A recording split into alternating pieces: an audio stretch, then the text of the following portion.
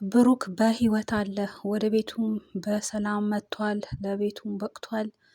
በዚህም እነ መድብልና እነ ቅድስት ልጁም ምሳሌ ጭምር እጅግ በጣም ተደስተዋል።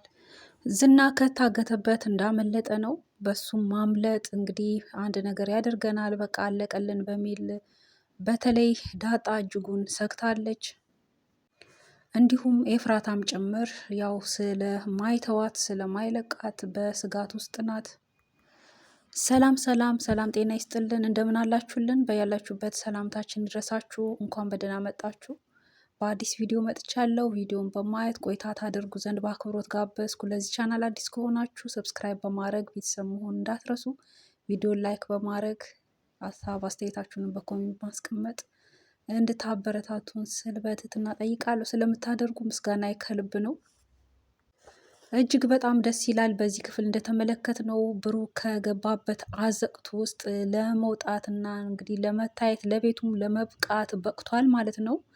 ያው እነኛ አደገኛ ሰዎች ከነሱ ጋር በመዋዋሉ ከዚህ ቀደምም እንደተመለከትነው ያው ልጁን ለማሳከም ባለው ሂደት በከፍተኛ አደንዛዥ እጽ እነሱን ነገሮች ይዞላቸው እንዲሄድ በመስማማቱና ያን ደግሞ ባለማድረጉ ከዛም ልጁን አሳክሞ ከመጣም በኋላ ያው ውሉን እንግዲህ ስላፈረሰ የገባውን ቃል ስላልፈጸመላቸው የፈለጉትን ነገር ስላላደረገ ያው በተኛበት ገብተው እንደወሰዱትና ለረጅም ጊዜ አግተውት ሲያሰቃዩት እንደቆየ ነው። እንግዲህ ከዛም በኋላ ያው አሁን ላይ ያው ወንድሙ መድብል ከእስር ቤት ከወጣ ጊዜ ጀምሮ ያለ እረፍት እሱን በመፈለግ ለሕግም በማሳወቅ በራሱም በኩል የሚችለውን ነገር በማድረግ ጭምር በብዙ እየጣረ እንደነበር ተመልክተን ነበር። ብሎም ዝናንም በማገት እሱም የሚያውቀው ሚስጥር ስላለ እንዲያወጣ በብዙ ሲያስጨንቀውም ነበር። ዝና ግን ያው የሚያውቀው ነገርም ቢኖር ህይወቱ ያልፋል እንጂ ለመናገር ፈቃደኛ አልነበረም። ከዚህም የተነሳ ያው ምሳሌንም አግተዋት የዝና ግብረ አባሮች ምሳሌን አግተው እንደ መያዣ አድርገው ዝና እንዲፈታ ለማድረግ ብዙ ጥረው ነበር። ነገር ግን ጥረታቸው አልተሳካም። ያው መድብል ብቻውን በቆዘመበት ሰዓት በቃ ተስፋ በመቁረጥ ውስጥ ባለበት ሰዓት እንግዲህ የእሱ የሆነ ሰው መጥቶ እንደረዳውና ምሳሌን ከታገተችበት እንዳስፈታት ከባለፈው ክፍል ተመልክተን ነበር። እንግዲህ ምሳሌ የተፈታች ጊዜ ዝናም ራሱን ለማስመለጥ ችሏል ማለት ነው። ምክንያቱም ከኪሱ ውስጥ ከመድብል ኪስ ውስጥ ሞባይል ብጤ ወድቆ ነበርና በዛ እንግዲህ ደውሎ የግብረ አባሮችን ጠርቶ እንዲረዱት ባደረገው ጥረት ተሳክቶለት ከታገተበት እንዳመለጠ በባለፈው ክፍልም አሳውቀናችሁ ነበር። እንግዲህ በዚህም ክፍል እንደተመለከት ነው ያው እንዳልነው ዝና አምልጧል። ሆኖም አሁን ላይ እንግዲህ ዝና አምልጦ በኃይል በመዛት ላይ ነው ያለው። እያንዳንዱን እንግዲህ እንደማይተው ነው፣ መድብልንም ብሩክንም ጭምር እንዲሁም ደግሞ ሞገስንም ሌሎችንም በሱ ስር ያሉትን ሁሉ እንግዲህ እንደማይተው እየዛተ ነው። ሲጀመርም መዛት እሱ ብርቁ አይደለም። እናም ደግሞ በጭካኔም የተሞላ እንደመሆኑ ክፉ ነገርም ከማድረስ ወደኋላ አይልም። እንግዲህ ዳጣ ፈሪ እንደመሆኗ አሁን ላይ ደግሞ ያው ቤተሰቦቿን አግኝታ ጥሩ መኖር መጀመሯም ስለሆነ እንደው መኖርም በጣም ስለሚያጓጓት እንዲሁም ደግሞ የእናቷን ሁኔታም በመፈለግ ላይ ስላለች አሁን ላይ ምንም መሆን አልፈልግም፣ ቢያንስ እናቴን እንኳን አግኝቼ የሚል ነገር ስላለ እንግዲህ ለነ ብሩክ ብላ እዚህ ነገር ውስጥ ገባች እንጂ እንደዚህ አይነት ነገር ውስጥ እጇን መክተትም አትፈልግም ነበር። ነገር ግን ያው የብሩክና የነ ምሳሌ ነገር ሆኖባት ያው በችግራቸውም ጊዜ ከነሱ አልተለየችም። ስለሆነም እንግዲህ ዝና በታገተበት ጊዜ ያው እዛ ከእነሱ ጋር ሆና እንደውም በመምታትም በመናገርም በመስደብም በማስፈራራትም ብዙ ነገር ስትናገር ስለነበር አሁን ላይ እንግዲህ ዝና ስለተፈታ እጅጉን ፈርታለች፣ እጅግ ሰግታለች። እንደው ራሳችንን ብናጠፋስ እስከሚል ደረጃ ድረስ። ሞገስ ግን እንግዲህ ምንም አልመሰለውም። ዘና ብሎ ይልቁንስ በቀጣይ ምን ማድረግ አለብን ወደሚለው ትኩረት እያደረገ ነው። እንዲሁም ለመድብልም ጭምር በቀጣይ ምን ማድረግ አለብን የሚለው ላይ እንግዲህ መላምቱን እየሰጠ እንዲህ ብናደርግ እንደዚያ እያሉ ይገኛሉ። ያው መድብልም እንዲሁ ይህን ነገር ወደ ህግ መውሰድ እንዳለበትም እየተናገረ ነበር። ካልሆነ በስተቀር እነኚህ ሰዎች እንግዲህ ሚስጥራቸውን ሰው አውቆባቸው ያንን ሰው ደግሞ በህይወት እንደማይተዉት ነው። ይህንን ሚስጥር ደግሞ ያው መድብልም ዝናም ቢሆን መድብልም እንዲሁም ሞገስም ቢሆን ያው ስለሚያውቁ ከእነሱንም ደግሞ እንደማይተው ነው በተለይ መድብልን። ስለሆነም በዚህ ላይ እንግዲህ በቀጣይ መድብል በዚህ ላይ ከፍተኛ ስራ መስራት እንዳለበት እንደሚጠበቅበት ነው። ምክንያቱም ራሱንም ለማትረፍ በሱ ስር ያሉትንም ጭምር ለማስመለጥ ወደ ህግ እንግዲህ ነገሩን እንደሚወስድ ነው የሚያመለክተው።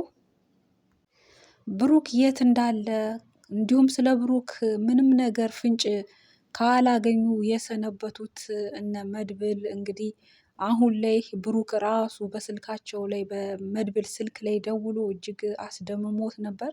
እንግዲህ በስተመጨረሻም ክፍል እንደተመለከትነው እጅጉን ተደናግጦ፣ ምክንያቱም ያልጠበቀው ስልክ ነው የብሩክ ስልክ ሲጠራ በስልኩ ላይ በጣም ተደናግጦ ብሩክ ደወለ እያለ ነበር። እንግዲህ ያው ብሩክ ለቤቱ እንደሚበቃ ነው እንደበቃ ነው። ምክንያቱም ኦልሬዲ እነኛ ሰዎች ፈርተዋል። ምክንያቱም ዝና ሲታገትባቸው ዝናን ለማስመለጥ ብዙ ጥረዋል። ምሳሌንም አግተው አልተሳካላቸውም። አሁንም በቀጣይ የባሰ ነገር ቢያደርጉ እንግዲህ እንደዛቻቸው ላይሳካላቸው ስለሚችሉ ራሳቸውን ከባድ ነገር ውስጥ ስለሚከቱ ጉልበታቸውም እንግዲህ ታክቲካቸው ያላቸው ስልት ሁሉ ብዙም አልሰራም። ስለሆነም መድብል በዚህ ልክ እንግዲህ ስለ ስጋቱ ስለጣላቸው አሁን ላይ ያው ብሩክን ለቀውት ብሩክ ወደ ቤት እንዲሄድ እንዳደረጉ ነው የሚያመለክተው። እንግዲህ በቀጣይም ቢሆን መልሰው አንሰራርተው የሆነ ነገር ከማድረግ ወደኋላ እንደማይሉ ነው። ስለሆነም እንግዲህ በዚህ ላይ ያው መድብል ሊያደርግ ያለውን እንደሚያደርግ ነው። ያው በላይ ለህግ አካላት ነገሮችን ሁሉ ከዚህን ቀደምም አመልክቷል። አሁንም ቢሆን አሳልፎ እንደሚሰጥ ነው።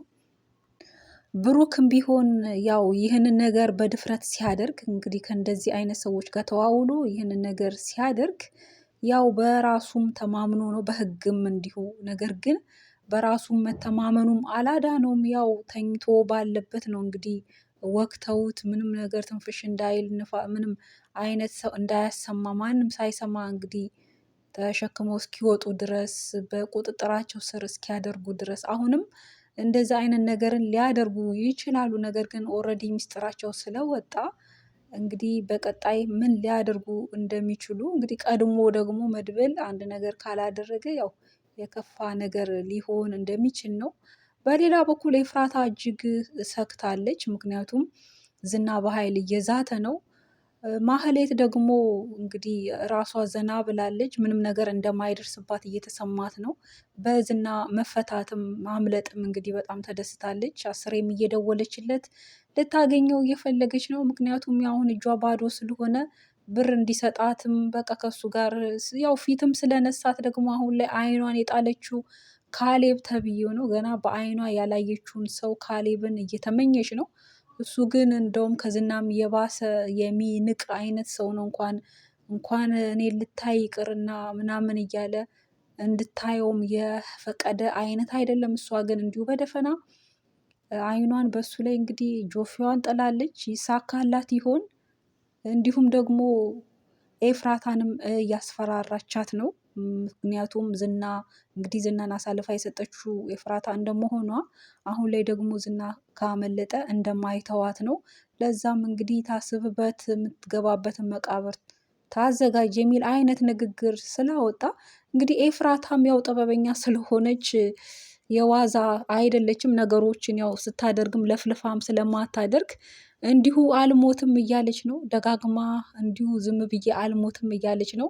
ምን ልታደርግ አስባ ነው? እንግዲህ ይህንን ነገር የሆነ ወንጀል እሷ ላይ ከመፈጸሙ ከመድረሱ በፊት ያው እሷም ቢሆን ለህግ እንደምታሳውቅ ነው። ምን እንዳደረገ ምን ሊያደርግ እንደነበር ከጅምሩ እስከ መጨረሻ ያለውን ነገር ለህግ አሳልፋ ትሰጥ ነው እንግዲህ የምንጠብቀው። ራሷንም ለማስመለጥ እነኝንም ሰዎች እንግዲህ ህግ ሊያውቃቸው ይገባል። በዚህ ልክ በሰው ላይ ሰልጥነው ራሳቸውን ሾመው እንግዲህ ህግ ባለበት ሀገር እንዴት እንደዚህ ሊሆን ይችላል? ስለሆነም እንግዲህ ኤፍራታ ያው ብቻዬን አልሞትም ዝም ብዬ አልሞትም እያለች ነው። ምን ልታደርግ እንደምትችል እንግዲህ በቀጣይ ክፍል የምናይ ነው የሚሆነው። ዝናም ፉከራው ሽለላውን እንግዲህ አሳክቶ እንደ ልማዱ ሊያደርግ ይችል ይሆን ወይስ ይታቀብ ይሆን? እንግዲህ በአጠቃላይ በዚህ ክፍል ያዘጋጀነው ይህንን ይመስላል። ቀጣዩንም ክፍል ደግሞ በቀጣይ የምናጋራችሁ ይሆናል። በቀጣይ በሌላ ቪዲዮ እስከምንገናኝ በዚሁ እሰናበታችኋለሁ። በያላችሁበት ቸር ቆዩን።